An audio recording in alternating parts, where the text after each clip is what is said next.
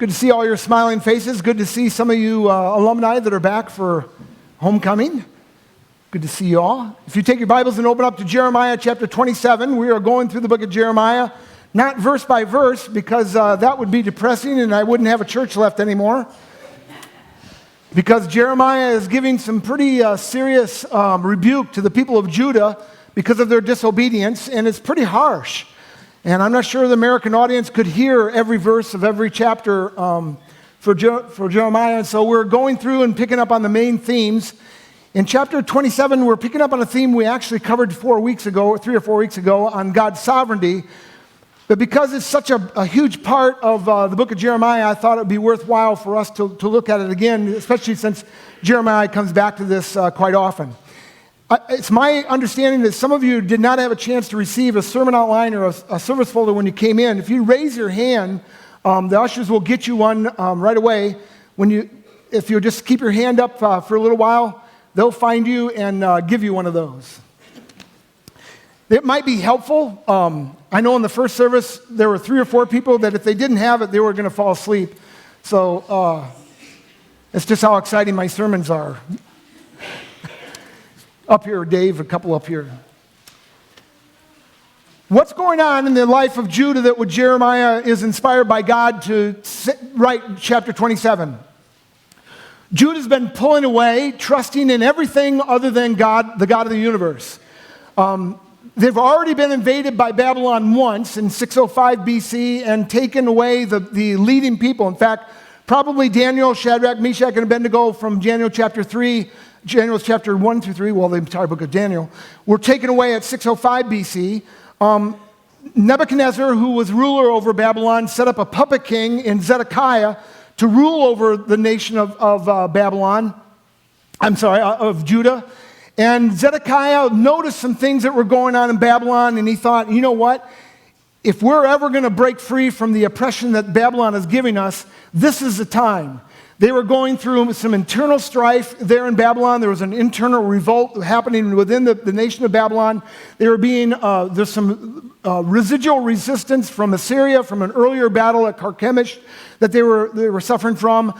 There was another front from the east that was occupying Babylon. And so the leaders that are called together here that are listed in verse 2, I believe it is, Edom, Moab, Ammon, Tyre, and Sidon, all got together with Zedekiah and said, you know what, if we're ever going to break free, now's the time.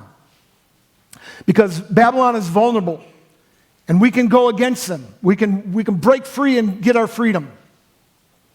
Jeremiah, since chapter 1, has been telling them, no, you have been ordained by God to have 70 years of time out because of your disobedience. And you thought as a child your 5 minutes of time out was bad. It was going to take 70 years in order for the complete restoration, not complete, but for a restoration and reformation to take place in the hearts of the Judean people, to take place in order for them to be able to begin to fulfill the mission that God had for them, not only to be the world's ambassadors to God and to show the law of God and to show the purposes of God, but to be the cocoon from which the Messiah would come. And so God gives them this 70 years of time out, and Jeremiah is inspired by God to tell him, do not go against Babylon. Babylon is my servant that I've sent to discipline you, and if you skirt Babylon, you're skirting me. And that's a huge thing because they were looked at as the arch enemy. And so Jeremiah is considered a traitor, is accused of treason. He's hated by almost everybody because he has all this bad news. And that's why we're only taking 9 months to go through the book of Jeremiah, because it's not a whole lot of good news. But as I've said before, good news only becomes great news in the context of really, really bad news. And the really, really bad news is that in a lot of ways, we're like Judah in the 6th century BC. We have abandoned our recognition that we need to follow God. And I really believe that God is giving us warnings just like he sent warnings to Judah to warn them, if you continue to stray, you're going to suffer greatly because of your disobedience. Jeremiah talks about a yoke in verse 2 of today's chapter 27. That yoke was a sign of submission. Much like you put a yoke on an oxen or a donkey to do work for you, you're submitting the power of that beast to accomplish something. That's exactly what Jeremiah means. That's exactly what God has inspired Jeremiah to use that term to get them to realize Babylon is the yoke for you to get you to do something. And if you don't submit yourself to the yoke of Babylon, you will eventually submit yourself to my yoke, and it'll be even more stiff. I'm reminded of the commercial that as a young adult, young parent, about 1980 or so, there was a commercial on TV that said, you can pay me now or you can pay me later. It was selling motor oil. And the mechanic was saying, you can pay me the $9.99 for the oil change. This is back in the early 80s, remember? You can pay me the $9.99 for the oil change now, or in 10,000 miles, you can pay me to restore the entirety of your engine because it'll be blown apart. Everybody will submit to somebody. You got to serve somebody. We'll refer to that American theologian Bob Dylan a little bit later on, but okay, homecoming is taken out of several of you. I can tell by their lack of keeping up here. We're all going to serve somebody. And Jeremiah is saying, submit yourself to God's authority, submit yourself to God, it'll go much better for you. Finally, we're listening to everybody but God.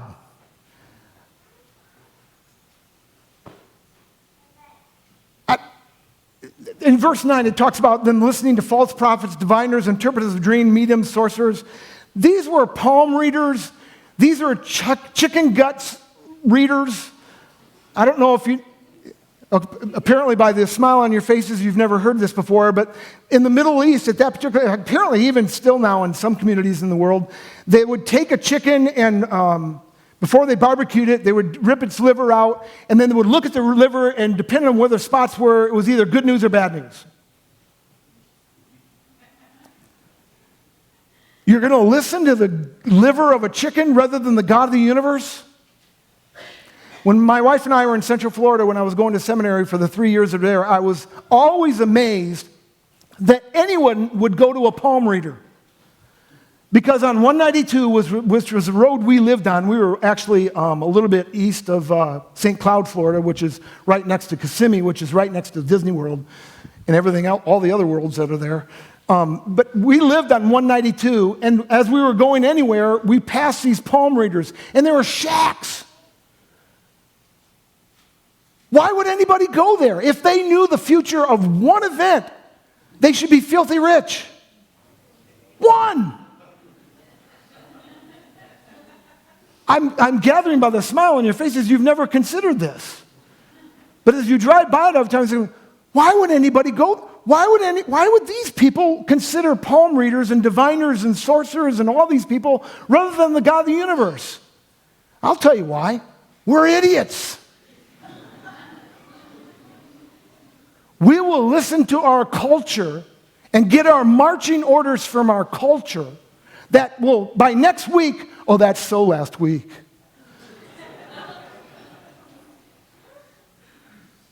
We will take our marching orders from our culture, which changes sometimes by the hour, and not listen to the God of the universe who's the same yesterday, today, and forever, and whose word is eternally true. It was true in the 6th century BC. It's true today. There's a lot of connecting points that we'll look at, but first we need to have Christy Plemons come up and read this text. Jeremiah chapter 27, the first 11 verses. Listen very, very carefully. There's a lot we need to cover in a short period of time. Please stand if you're able. Jeremiah chapter 27, verses 1 through 11. Early in the reign of Zedekiah, son of Josiah, king of Judah, this word came to Jeremiah from the Lord. This is what the Lord said to me. Make a yoke out of straps and crossbars and put it on your neck. Then send word to the kings of Edom, Moab, Ammon, Tyre, and Sidon through the envoys who have come to Jerusalem to Zedekiah, king of Judah. Give them a message for their masters and say, this is what the Lord Almighty, the God of Israel, says. Tell this to your masters. With my great power and outstretched arm, I made the earth and its people and the animals that are on it, and I give it to anyone I please. Now I will hand all your countries over to my servant Nebuchadnezzar, king of Babylon. I will make even the wild animals subject to him. All nations will serve him and his son and his grandson until the time for his land comes. Then many nations and great kings will subjugate him.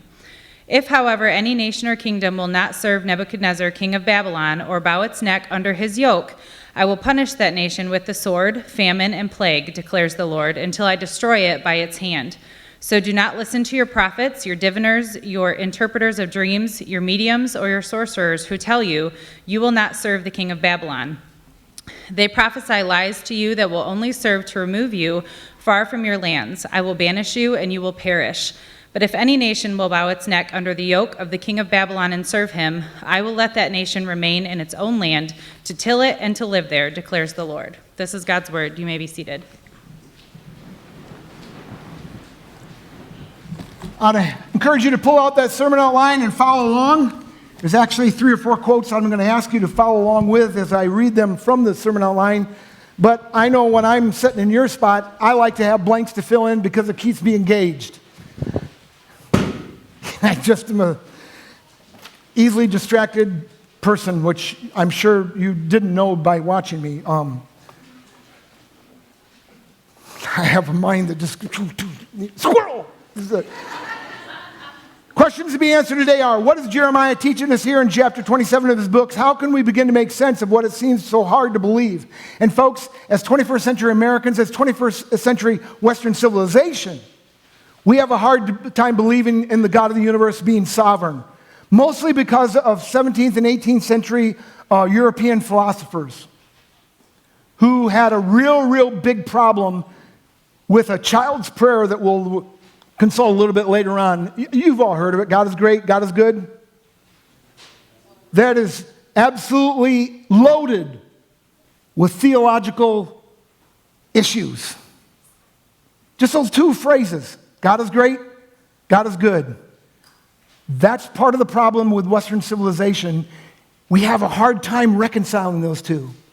And it started way back about 250 years ago with philosophy people from Europe telling us God is either great and not good, or he's good and not great. Let's find out what Jeremiah said. My answer is Jeremiah is saying God is sovereign over all.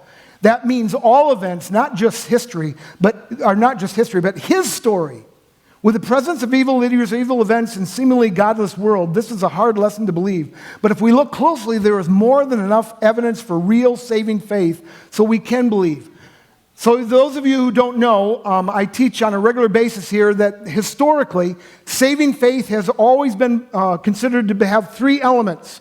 And you need to know this in order to know what saving faith really is, in order to know what Jeremiah is trying to instill in all of us. Saving faith first begins with knowledge. You need to know something about something in order to have faith in it. The Bible is not talking about leap in the dark type of faith, where you don't know anything and you just trust. The Bible wants you to know. In fact, you're to serve the Lord your God with all of your mind.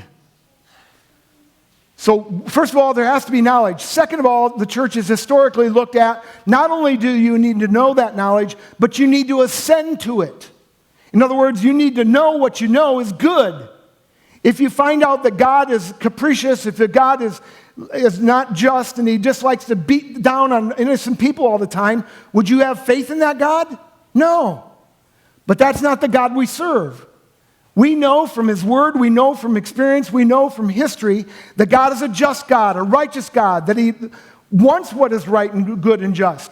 And so we know things about God, and we can ascend to that knowledge because we know everything about God is good knowledge, good things to know about God. Finally, the third thing that it comprises saving faith is a conviction to act on that ascension, to act on what we know. It's not enough just to believe. You have to be willing to risk and actually act on it in order to have true saving faith.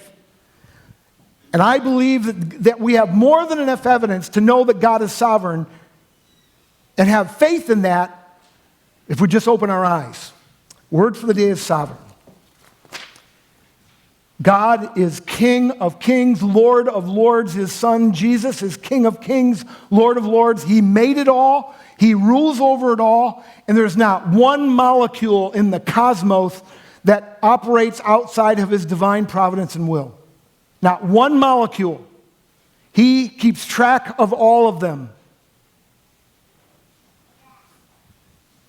Here we go. What can we learn about God's sovereignty? One, God is sovereign. One way or another, everybody will bear God's yoke. Make a yoke out of straps and crossbars and put it on your neck. Verse 1. All nations will serve him and his sons and his grandsons till the time has come for his land comes. Then many nations and great kings will subjugate him. Verse 7. Babylon will be the master of which all the nations have to bear the yoke and subjecting themselves to Babylon. Why? Because they all need this time out. They've all been disobedient. If you're any student of history at all, if you're any student of the Bible at all, you know that all these nations had major problems.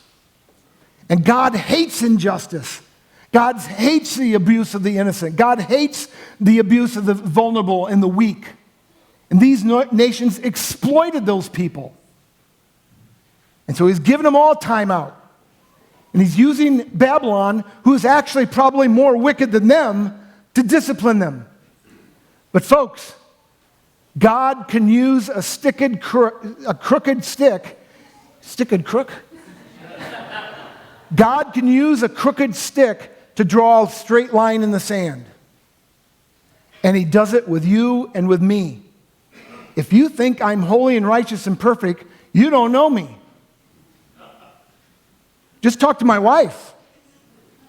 She'll tell you the dirt on me. Maybe not. Folks, ain't nobody good. I think we covered that recently, didn't we? Last week? 2 weeks ago. Sorry, last week was Pastor Dave's. Were you Pastor last week? Yeah, 2 weeks ago. Folks, God has to use imperfect people no matter what he does.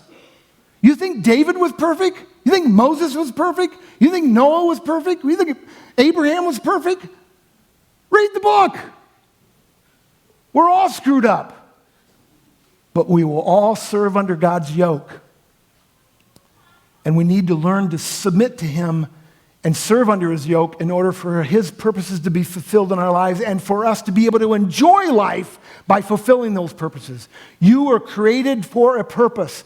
You will not recognize your fulfillment and your goodness and what makes you happy and satisfied until you live the life you were created and designed to live. Thank you. This watch will not feel fulfilled with me making it a hammer. It's going to feel suffering and pain and anguish. But when I use this watch for what it was created to do, it does a great job for me. Same thing with us. God created us in his likeness and his image. We're to imitate God in what we do.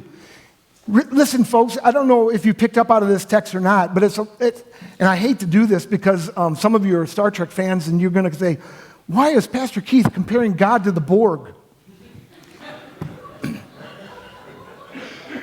But there's a lot of similarities.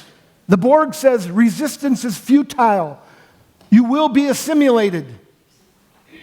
God says resistance is futile. You will be subjugated. You must serve someone.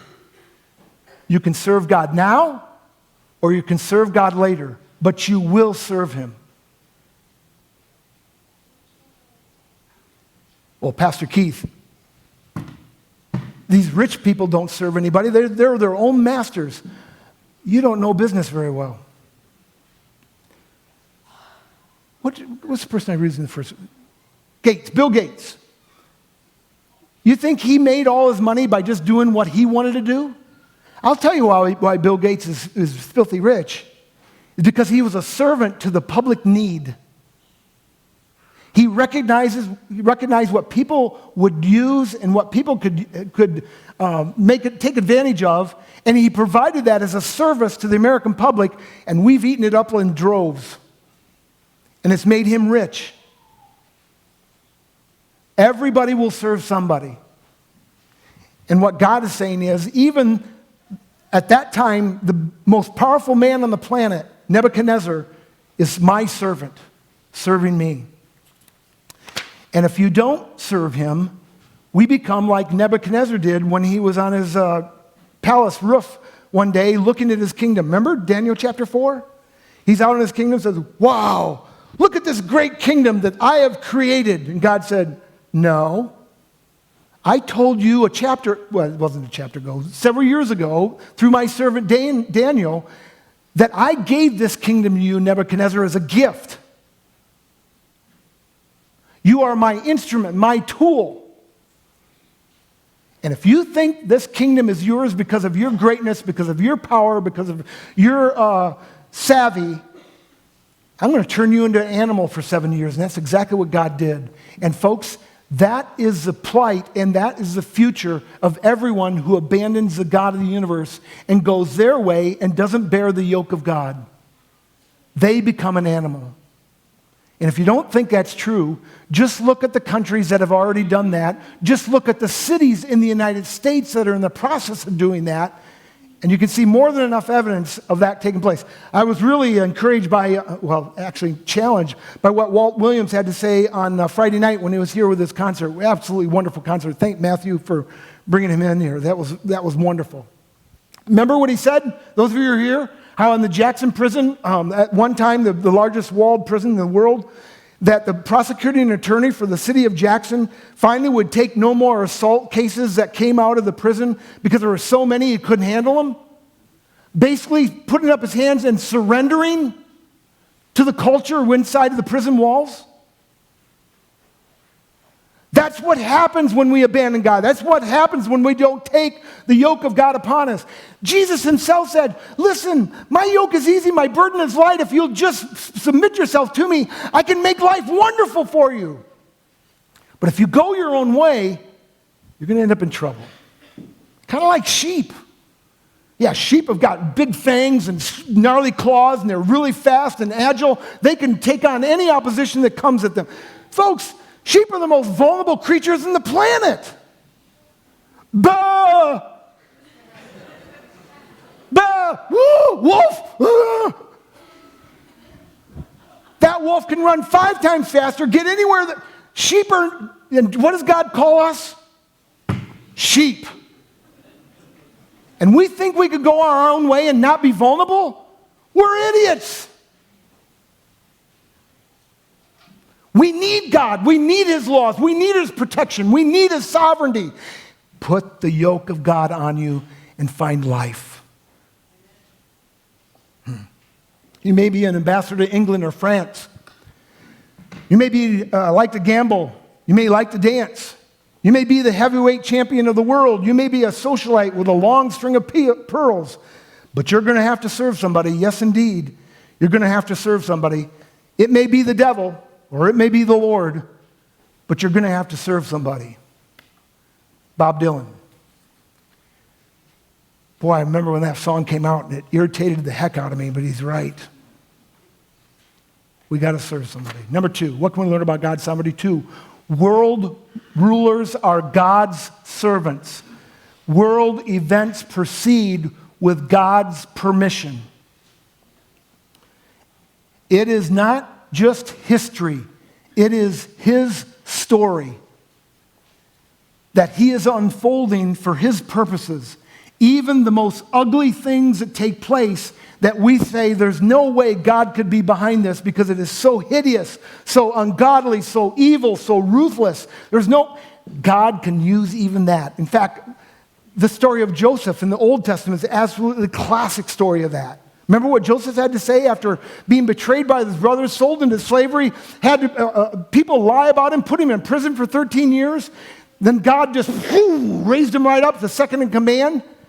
And after all this, his brothers are going, now that he's second in command in all of Egypt, he's going to just beat the ever-living tar out of us. What does Joseph say? Brothers, don't you understand? God was behind all of this for the saving of his people. What you meant for evil, God meant for good. I call it 50-20 vision because it's Genesis 50-20. And we need that much correction in our lives in order to see accurately what God is doing in our lives. Because what we think is evil, God will ultimately work for good.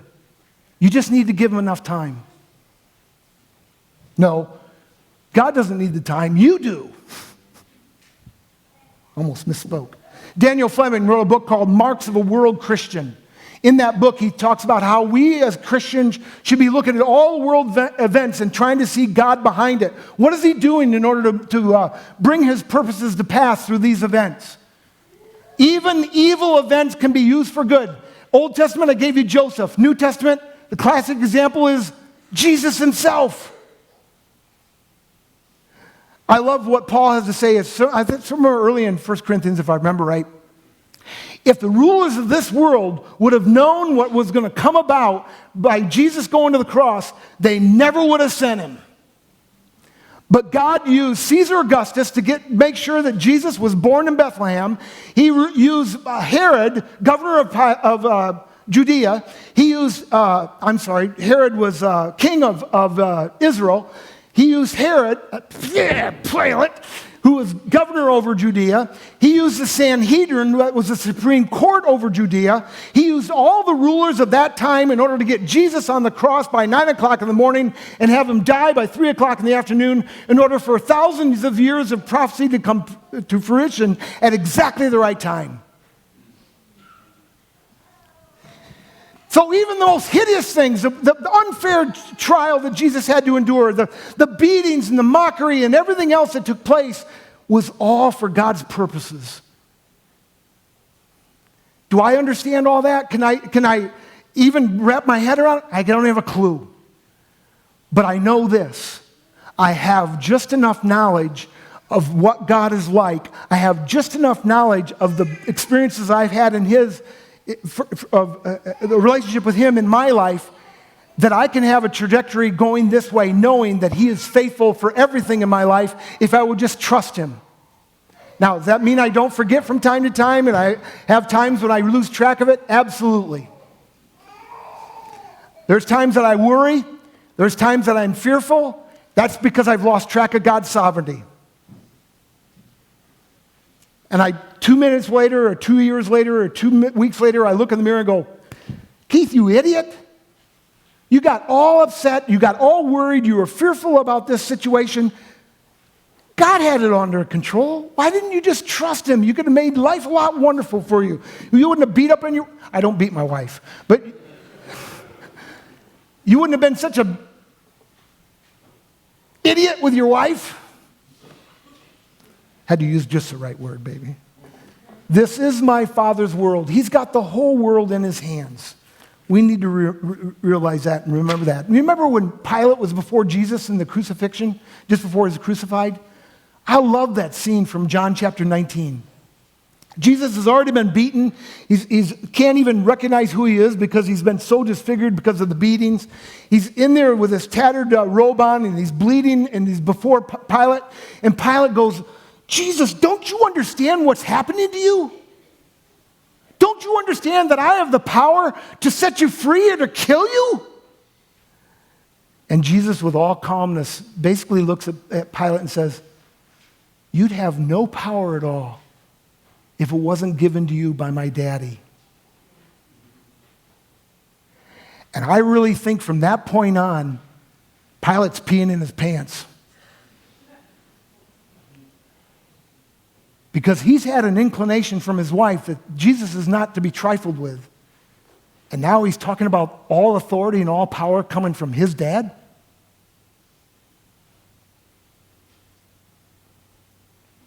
And Jesus can only speak truth. In fact, lots of times when Jesus opened his mouth, he said, verily, verily, truly, truly. Amen, amen is in the Greek, which means what I'm about to say is trustworthy and true. You know, you guys, if I say something that happens to be right, you might say amen afterwards. With Jesus, he said it before. Because everything that came out of Jesus' mouth was true. And I think Pilate recognized that Jesus had the connection with the God of the universe who gives all power, all authority, even to Pilate, even to Caesar. Number 3, what can we learn about God's sovereignty? Submit to God's yoke and be saved. Look what it says in verse 8. If any nation or kingdom will not serve Nebuchadnezzar, king of Babylon, or bow its neck under his yoke, I will punish that nation with the sword, famine, and plague. By the way, sword, famine, and plague was a kind of a slang term to mean the whole kit and caboodle, the whole 9 yards, everything. Except whole kit and caboodle is kind of a fun term, where sword, famine, and plague is kind of a dark term. But it means the same thing. Total destruction. If you don't submit to God, if you don't submit to the yoke of Babylon, total destruction is what you have to look forward to. Look what he says in verse 11. But if any nation will bow its neck under the yoke of the king of Babylon and serve him, I will let that nation remain in its own land to till it and to live there, declares the Lord. Submit to God and the ruling authorities that he has and the events that he's made transpire. Do what God has asked you to do and live. Or buck against the God of the universe and be totally destroyed. I want you to follow along in your sermon outline this quote by Philip Ryken. The reason for their punishment was that they had thrown off the yoke of obedience to God. Near the beginning of his ministry, Jeremiah had conveyed this message from the Lord. Long ago, you broke off your yoke and tore off your bonds, you said. I will not serve you. But now it was becoming increasingly apparent that breaking away from obedience to God never brings freedom. Instead, it brings slavery to some harsh taskmaster. The gentle yoke of obedience was to be replaced by the brutal yoke of repression, service to God by servitude to Nebuchadnezzar. You can serve me now, or you can serve me later. Worship point. Worship the God of the universe. George Washington, Thomas Jefferson, Adolf Hitler, Nelson Mandela, Saddam Hussein, Joseph Stalin, Caesar Augustus, Nero, Claudius, as well as Winston Churchill, Barack Obama, and Donald Trump are all God's servants. All God's servants. But I don't like some of those characters. I didn't say you had to like them. I'm not sure Jesus liked them. Called Herod a fox. But what's really, really interesting about Jesus and Paul and Peter in their writings, they all pray for their leaders.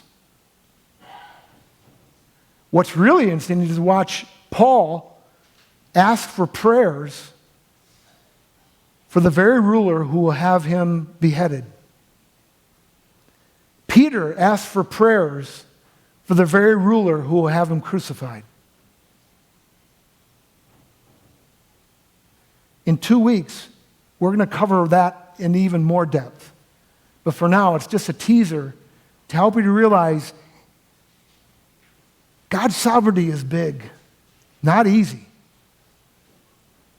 Folks, the problem we have as 21st century American Christians is that we're so biblically illiterate, we're so unmindful of what it means for God to be sovereign, that we don't even have a concept of how we live this out.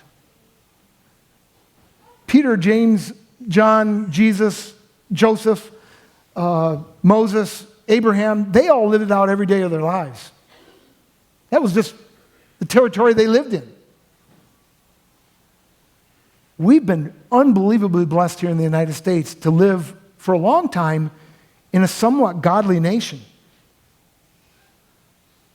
We're going to find out real quickly what it means to live in a godless nation. And it'll be for our good.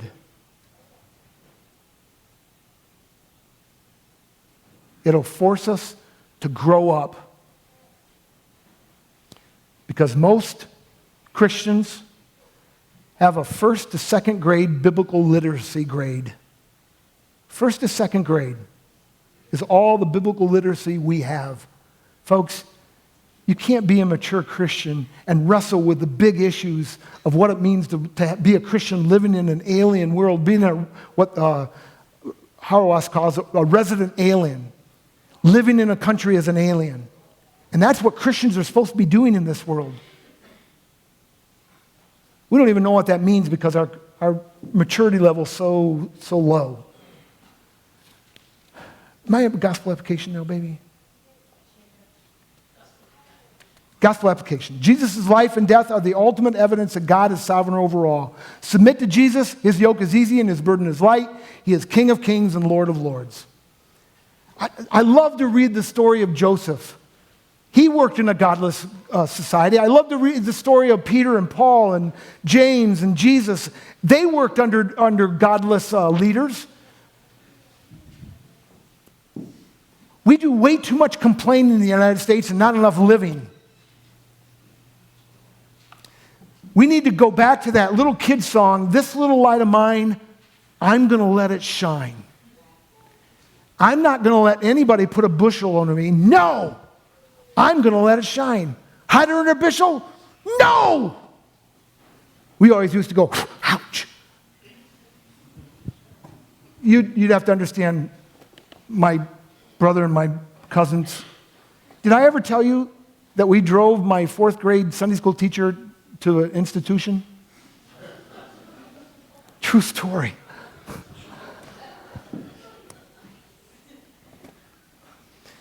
Why was Samson chasing all those ladies?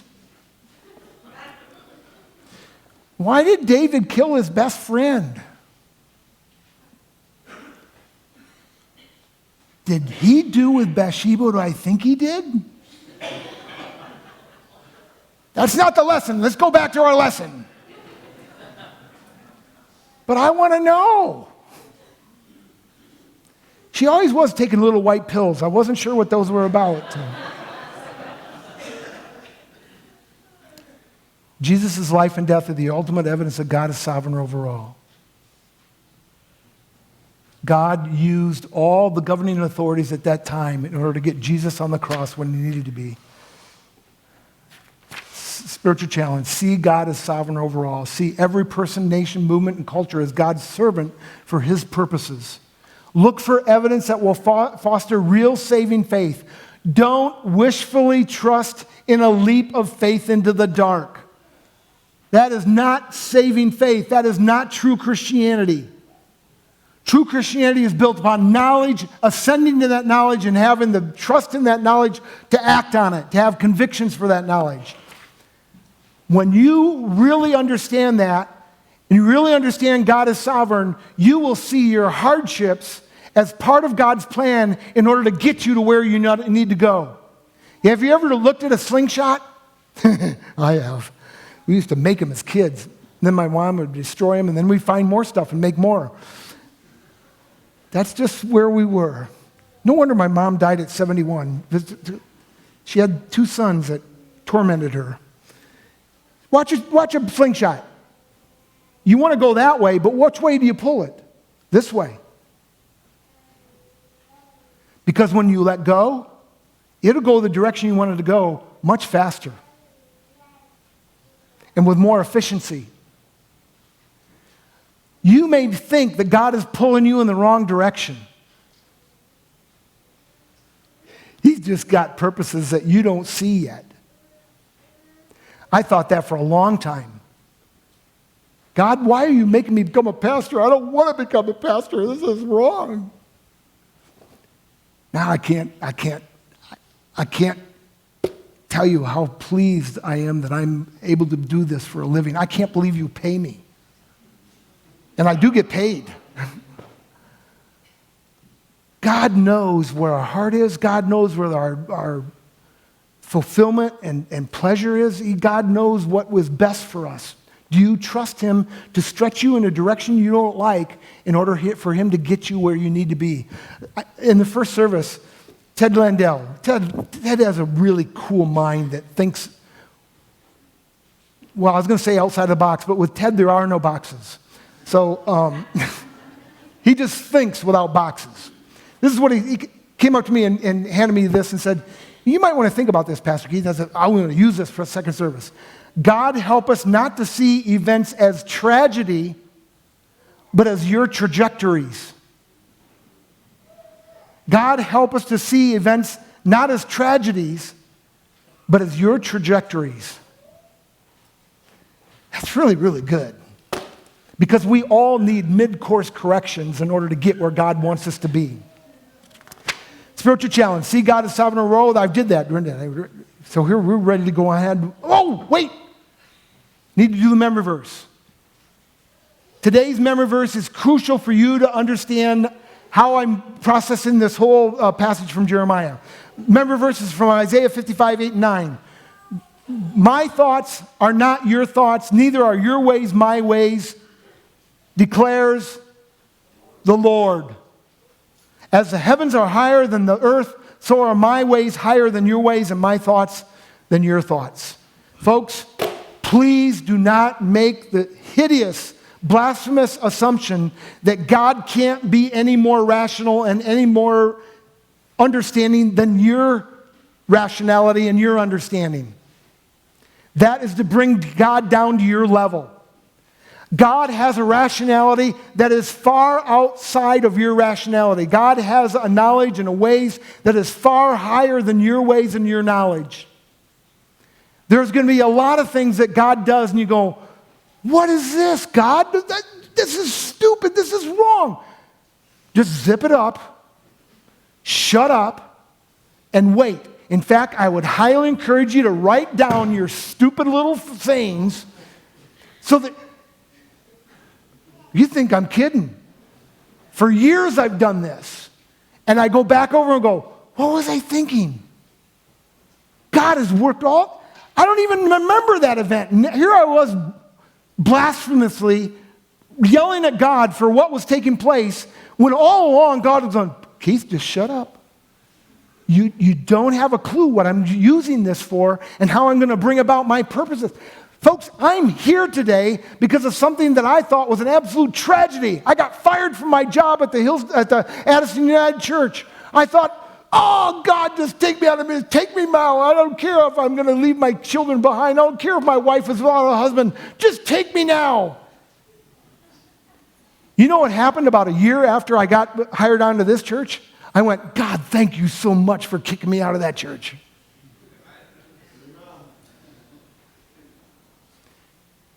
And I bet you're guilty of the same thing.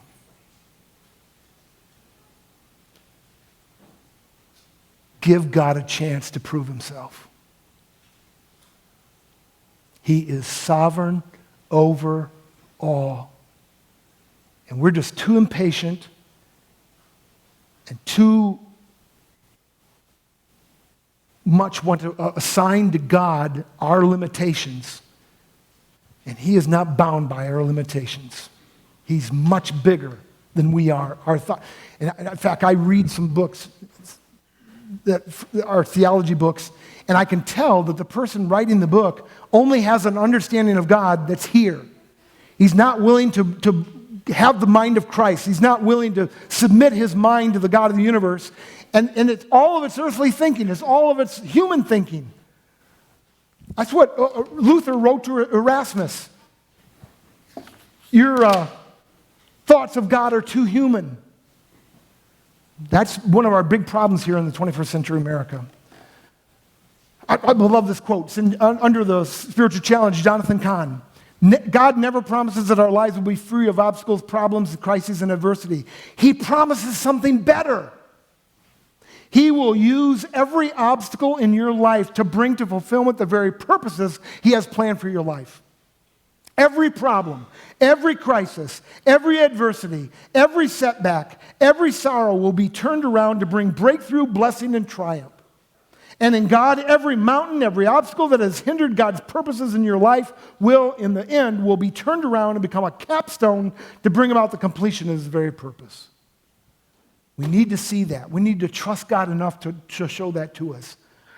Back to the story that I told you earlier about how that simple children's prayer at a meal, God is great, God is good, let us thank him for his food, how it is filled with theological conflict.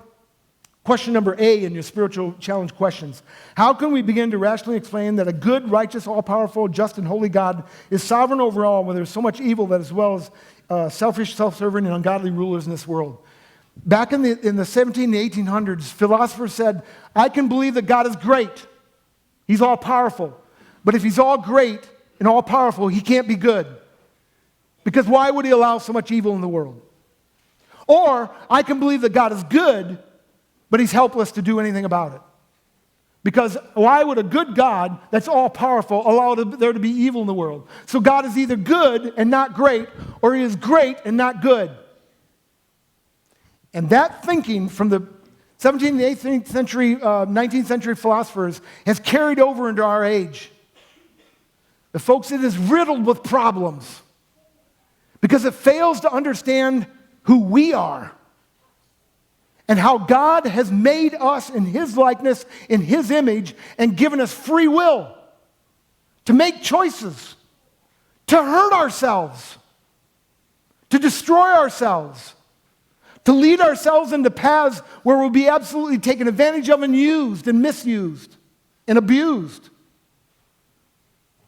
And yet God is able to take 6 billion wills, a lot of them working against him, and still work out his purposes, even though he's got 6 billion people making choices against him. Now, when you start to wrestle with that, that won't diminish your understanding of God. It'll make it bigger. How can God allow 6 billion people to have free will and to have their will mean something, to have real substance and significance, and still allow his purposes to be fulfilled with all 6 billion people doing their own thing? I have no clue how God does it, but I know he does. I've seen it happen over and over and over again, let alone the biblical witness.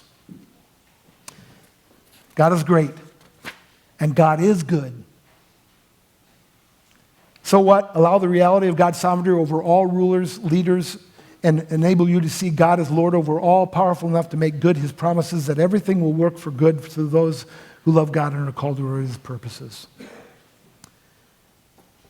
God's will, God's purposes, God's plan for your life is exactly what you would choose if you knew everything like God did.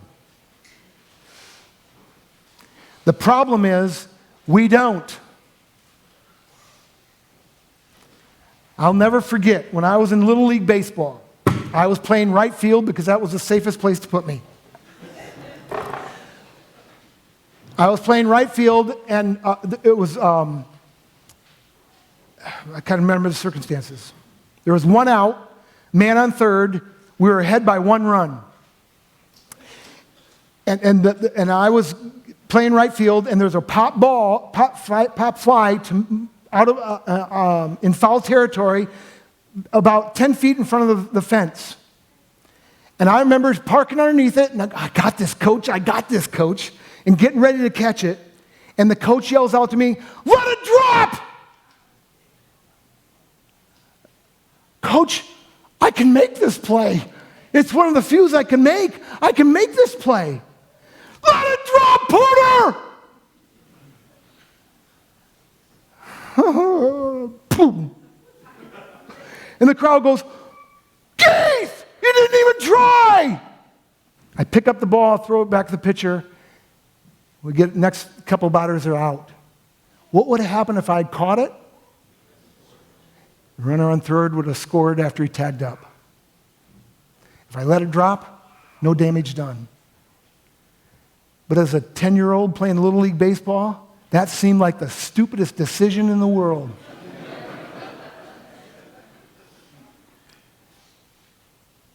Don't be 10-year-olds to God. Oh, wait a minute.